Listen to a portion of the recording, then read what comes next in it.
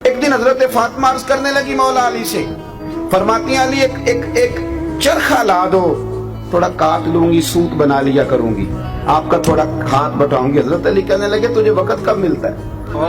کبا میں نکال لوں گی۔ شیر خدا فرماتے ہیں 7 دن سیدہ نے چرخہ چلایا، سوت بنایا، اور جب وہ مولا علی کو پیش کیا نا، حضرت علی کہتے ہیں بازار میں بیچ کے آیا تو 6 دینار کا بکا۔ حضرت فاطمہ نے ایک چھوٹی سی لسٹ دی کہ یہ سودے ہیں گھر کے، لے آؤ۔ مولا علی شیر خدا کہتا میں گیا سودا لینے،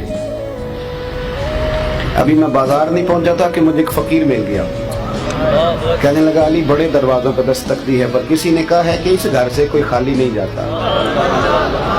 تو حضرت علی فرمانے لگے مسئلہ کیا ہے؟ کہنے لگا مقروض ہوں، اور جس کے پیسے دینے اس نے آج کہا ہے کہ اگر آج نہ دیے تو میں گرفتار کر لوں گا، باندھ لوں گا۔ حضرت علی فرمانے لگے کتنے پیسوں سے کام چلتا ہے؟ کہنے لگا 6 دینار مل جائیں تو کام چل جائے گا۔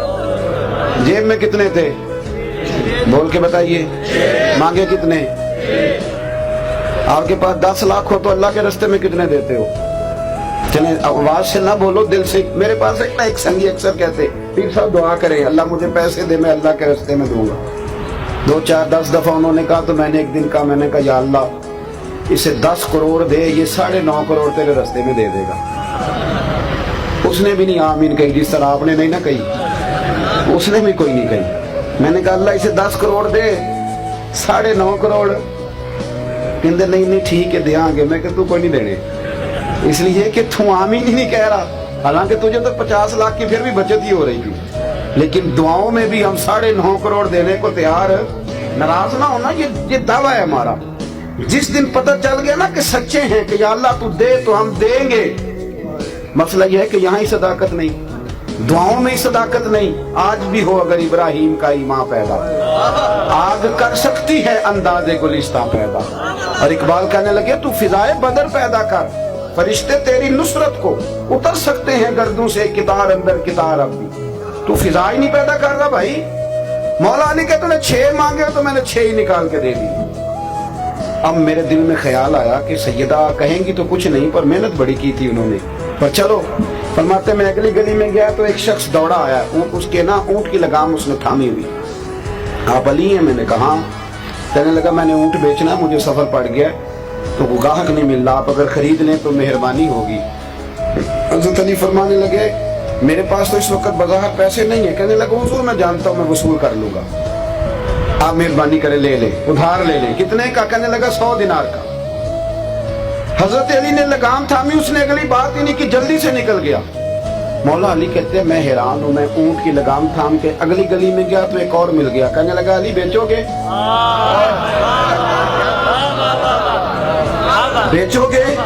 جے تو چڑھیا عشق بازار بھی نہیں، جے تو وکیا عشق بازار بھی نہیں، تو جے تو چڑھیا اتے دار بھی نہیں، تے ایڈا سستا سودا پیار بھی نہیں، تے ایڈا سوکھا لبدا یار بھی نہیں۔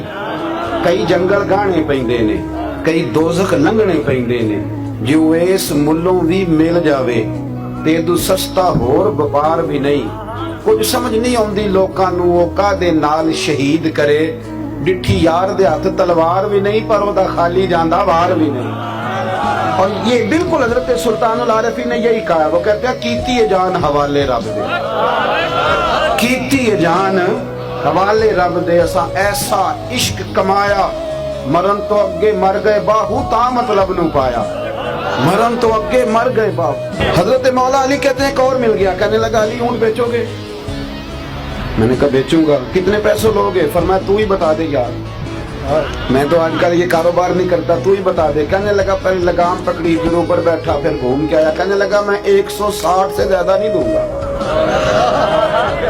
160 سے ادھار خریدا تھا 100 کا، اور نقد بھیجا 160 کا۔